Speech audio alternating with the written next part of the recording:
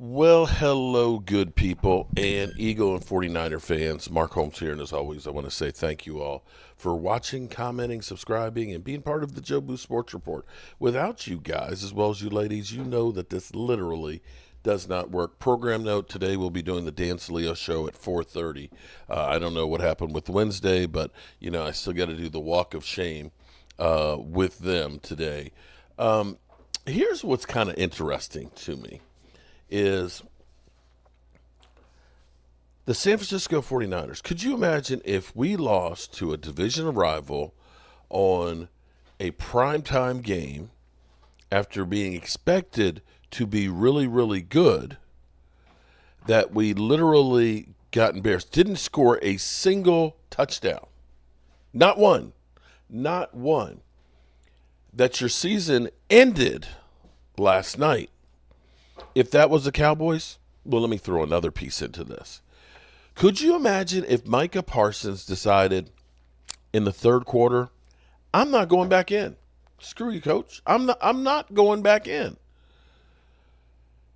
The internet would explode. Let me go through here. It's nice because I don't hear from 49er fans right now. Now, yesterday, they were all out here. Oh, man, we back. We rolling. We going to the playoffs while you're sitting your ass on the couch. And literally said, it's Mark Holmes' karma coming back, and that's why the Cowboys stink. Well, maybe that is. Then if that's the case, karma bit you guys in the ass. Because here's what happened last night. And you know what's bad when the coach actually has to address it.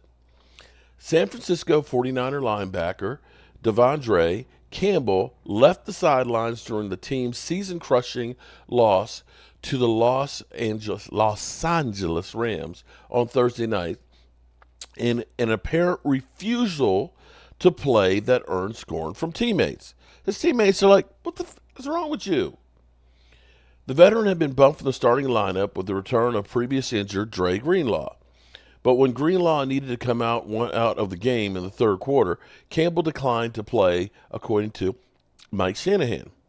He said, I don't want to play today after that game. I don't want to play today. Screw you, basically. Screw you. Look, you're laughing? That's not even possible. He did. That's what I'm saying. And the funny thing is they're not covering it. Now, see, keep in mind, Micah Parsons, at the end of the game where we lost to Cincinnati, you literally saw him on the sidelines, distraught because Overshown's knee literally exploded. And to have that punt block that turns over and Cincinnati gets the game and wins. He leaves the field. And doesn't, congratulate the other team. He's just like, I just got to get away. It was like a Southwest commercial. I got to get away. And they kissed, oh, I wouldn't want that guy on my team. Look at him. Now, on the flip side of this, he gets killed because they say, well, he's after the game, he's out there trading jerseys and everything else, and the game doesn't matter. It's all about the publicity and hanging out with his friend. He shows passion. Oh, look at him, man. He's not out. It's like he can't win. He can't win, no matter what he does. No matter what he does, he can't win. But this guy literally said during the game in the third quarter, bro, your number's up. I ain't playing.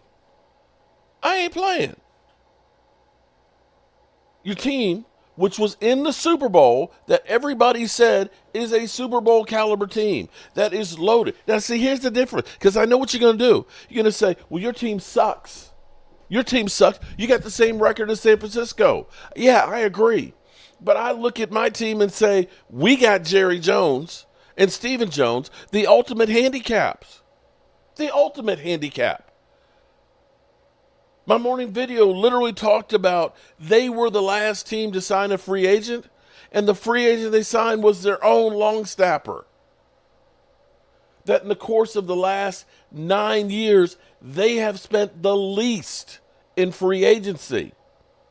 That literally we have Stephen Jones up here talking about how tight money is, and they ain't spend shit. They let go 9 starters from last year and only brought in Zeke and Eric Kendricks. I expected my team not to be a Super Bowl team. I expected that because we didn't do anything. That's not the case with the San Francisco 49ers. In a season that is literally falling apart. Could you imagine? Could you imagine if that was the Cowboys and they did that? They would be saying, off with Mike McCarthy's head. He's lost the locker room. He's got to get fired today. But Shanahan? Oh, no, he walks on water. San Francisco 49, oh, it's okay. It's okay, man. It's fine. It's fine. Nothing to see here. Seriously? Come on, bro. This shit's crazy. This shit is just crazy. But hey, what do you expect? It's not the Cowboys, so it's okay. It's not the Cowboys, so it's okay. Alrighty, good people. Got to get ready for tomorrow. We're having a open house for some of the people in the city, the building department and the mayor and things like that, and some people that have been tied to the house. So I've got a lot of work to do here, of course, with the Dan Saleo show coming up and things. So I'm going to go ahead and get to it. I hope you guys are having a great day. This shit is crazy. I'm sorry. This shit is so crazy. Literally refusing to go back on the field. And I'm sitting here. I'm looking. The only person I've seen with a video on it is my buddy Game Time Bryant. Game Time Bryant's talking about it. The talking heads. Let me go through. Let me see. Let's check Get Up and see.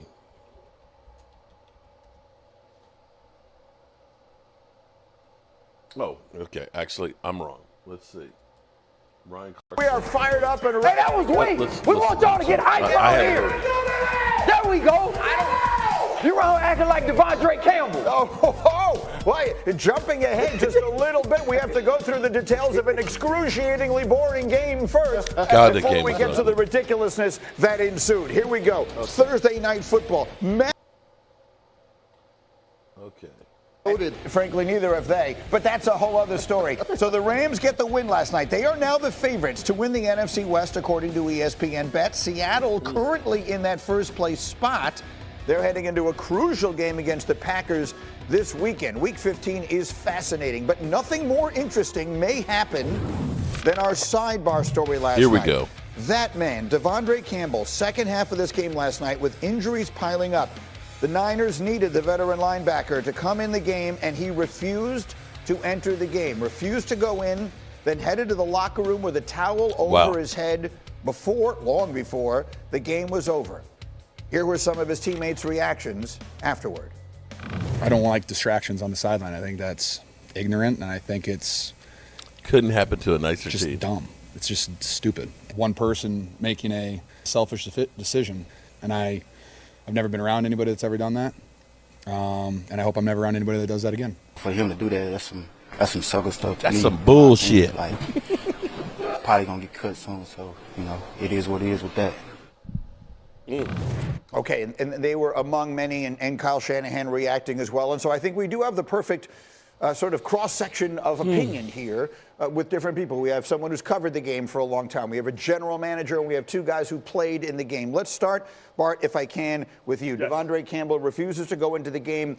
There are particular circumstances of where he was in regard to this team in this game. I'm not defending the action. Simply what I'm doing is providing perspective of what the mindset may have been for Devondre Campbell. Now, remember, this is a former All-Pro, a very prideful player in this league. He's can't come in and he knew that he was a one-year rental. He's balled out. You talk about he's second on the team in tackles. Oh, no, he's slightly behind Fred Warner with 75 tackles. Now, his week probably went like this. Okay, Greenlaw is back healthy. He's going to start. Like, football is all about competition and getting what you burn. He probably felt that he's earned the right to continue to be the starting linebacker, but all of a sudden now he's relegated throughout the week to looking at cards and being part of the look team, right? That's demoralizing for a prideful man that feels like he's a starter in this league and he has played at a high level. So now it's the third quarter, and now you guys need me. He probably has been fighting eternally with himself whether he wanted to play all week.